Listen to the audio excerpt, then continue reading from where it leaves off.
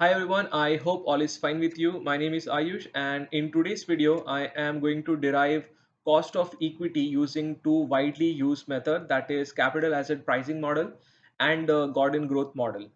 So right now in front of me I have the Excel, and as usual we are going to build everything from the scratch.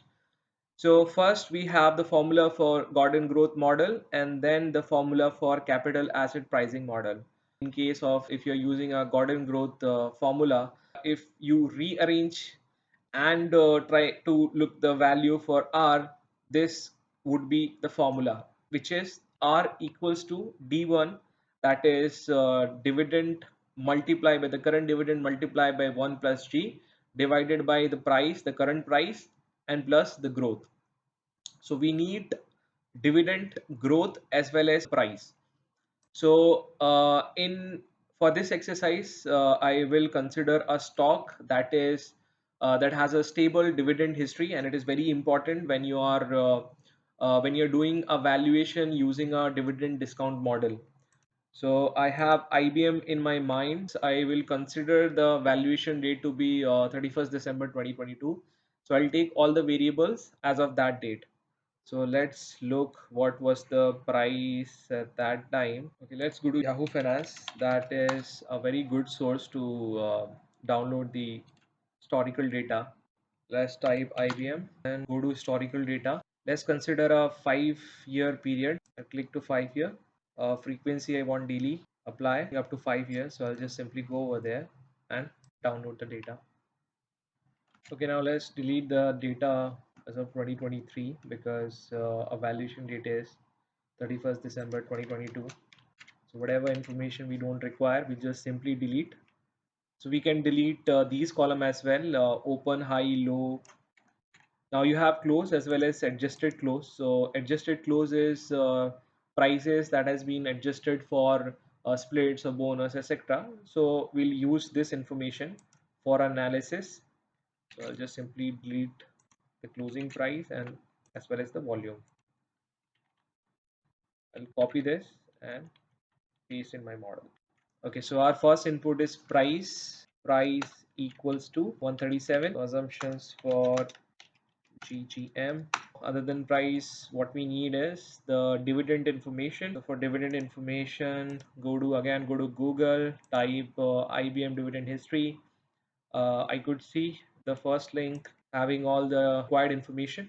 Okay, so there is no download option. So what I'll do is just simply copy this, paste this over here, and pick and choose the information that I would require. That is declaration date. I mean, like it's one and the same. So I'll pick just one date, that is X dividend date. That is fine. I don't need this information. Declaration date, it's fine. Record date, I don't want. Payment date, don't require. What I need is I need annual dividends. So what I'll do is I'll copy paste this information over here, call it dividend history, copy paste this data over here. First of all, I'll leave 2023 because that is not relevant. Okay, let's quickly calculate annual dividend. So sum if our range is this, I'll freeze this. Criteria is the year and the sum range is. Now we have the annual dividend calculated. This is the information we require. Let's go there.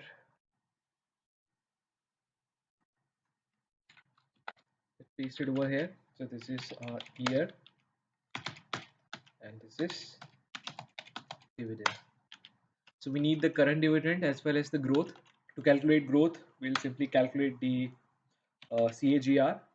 So we'll use the formula RRI. Your number of period is 4 from 2018 to 2022.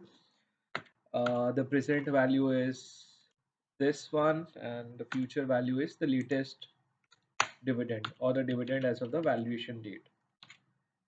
So we have the growth of 1.5%.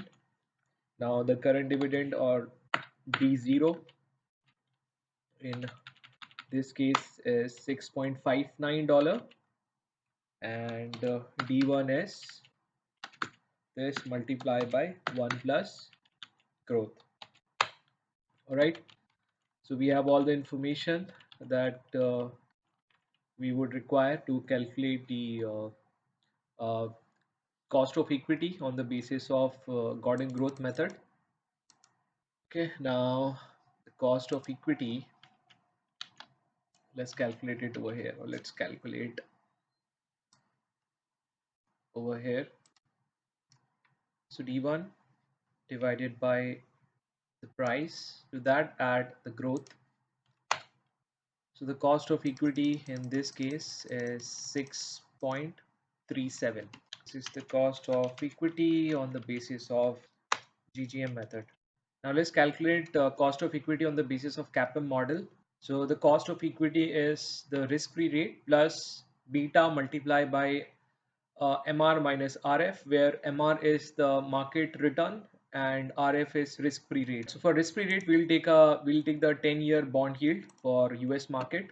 So just type US 10-year bond yield. Look for the historical data so that you have information as of the valuation date, that is 31st December 2022. The most reliable data would be the website of Treasury Department itself. But just for simplicity, because I see a number over here for 10-year bond yield, I'll just copy and paste it in my model. For you, it is important that you pick the number from reliable source as well as look at the data as of the valuation date. Okay, let's calculate the beta. So for beta, we'll regress the market return with the IBM's.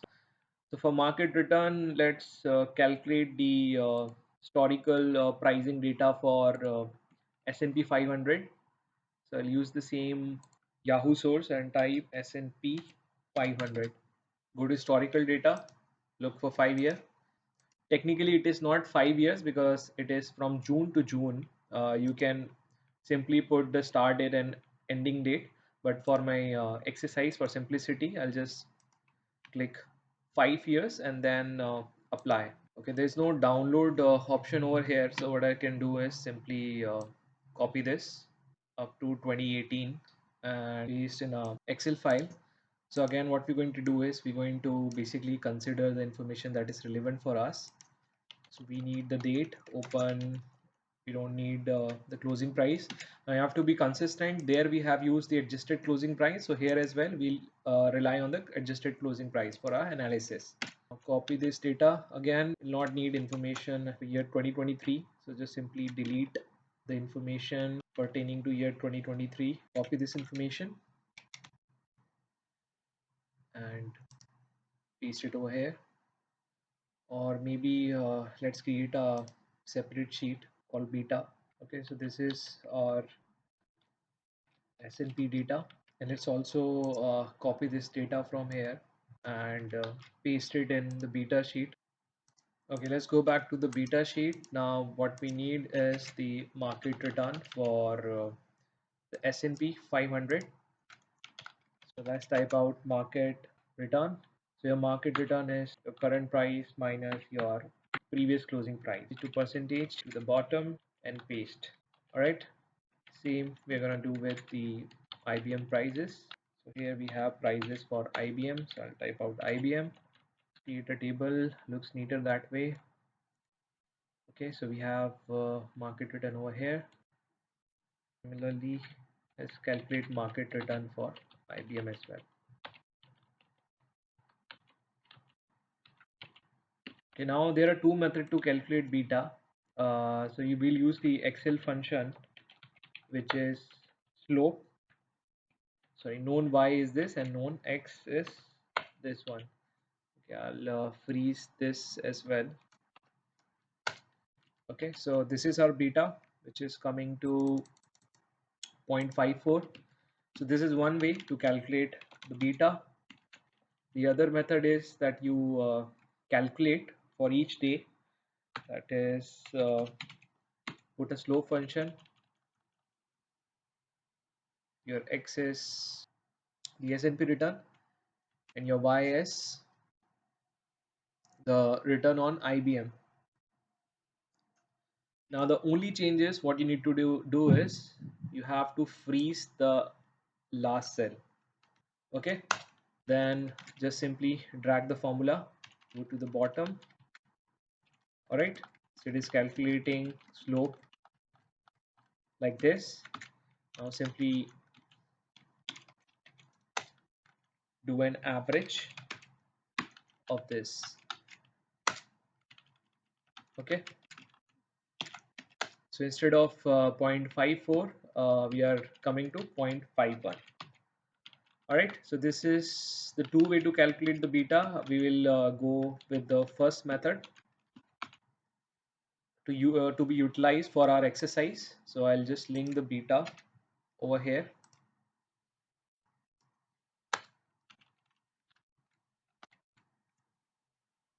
Okay, now we need the market return.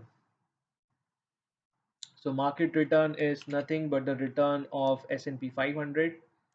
For that, what we'll do is we'll calculate the compound annual growth rate.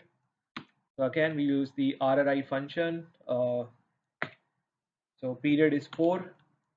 Present value is, we'll go to the data sheet. For the present value, we'll go to, so again, I just wanted to highlight, we're supposed to basically consider 1st January 2018 number, but for simplicity, I'm considering June 4. So this is my present value. The adjusting closing price as of today is this. Okay, so the growth is around 8%. So copy the format. Is coming to 8.73, the market return of S&P 500. Now let's calculate the cost of equity on the basis of CAPM model. Okay, cost of equity is risk-free rate plus beta multiply by your market return minus your risk-free rate. So that is coming to 6.05. And the difference between these two methods is around 0.32%. Now let's talk about the reliability of these two approaches. Reliability is completely dependent upon the input that you're utilizing. So for example, in case of dividend discount model, there should be a dividend paying history. The dividend should be stable in terms of the company is paying dividend each year, and the ratio, that is the ratio of dividend to earning per share, is constant, and there is a constant growth in the dividend over the historical period. If this information is not reliable, then the using the approach dividend discount model to evaluate or to arrive at the cost of equity, the output would not be reliable. Again, similarly, in the case of CAPM, capital asset pricing model, the selection of risk-free rate, selection of beta, when you're regressing the market return, your selection of market return should be appropriate. When you're regressing with the stock return, you have to ensure that the stock is fairly liquid, or the trading in the stock is fairly liquid, the float is appropriate, and so on. Market return, again, selection of market, selection of the period is very important. So as far as your input are appropriate, your output should be appropriate.